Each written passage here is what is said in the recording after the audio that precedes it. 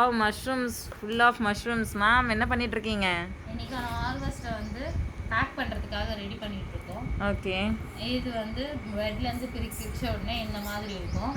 ஒவ்வொரு பெல்லட்ஸாக தனித்தனியாக ஒரு ஸ்டெம் வைஸ் ஒரு பூவும் தனித்தனியாக எடுத்துகிட்டு இருக்கோம். ஓகே. இது ஆயிஸ்டர் மஷ்ரூம்.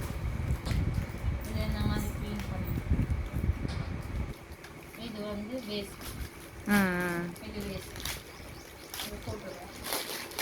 இது ஒவ்வொரு இதுவும் 200 கிராம்ஸ் போட்டு நம்ம பேக் பண்ணி ஓகே ஓகே மேம்.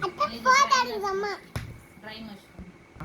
இந்த ட்ரை மஷ்ரூம் ஏன் வருது அப்படின்னா ஒன்ஸ் வந்து மெச்சூரிங் ஸ்டேஜ் அப்போ அறுத்துடலைன்னா இன்னைக்கு மெச்சூர் ஆயிடுச்சு இன்னைக்கு அறுக்கலைன்னா மறுநாள் அறுத்தோம்னா இந்த மாதிரி நிலம வரும்.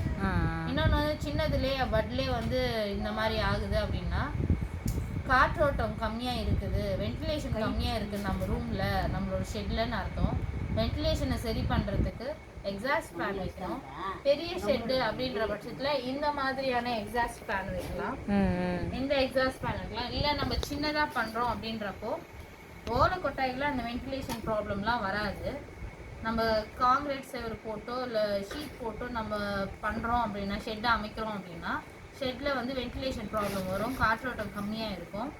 அதுக்கு வந்து நம்ம எக்ஸாஸ்ட் ஃபேன் வச்சு உள்ளே இருக்கிற காற்று வெளியே அமிச்சோன்னா நம்மளுக்கு அந்த மாதிரி ப்ராப்ளம்லாம் வராது. Okay ma'am, thank you. இன்னைக்கான ஆர்வஸ் சூப்பர் மேம்.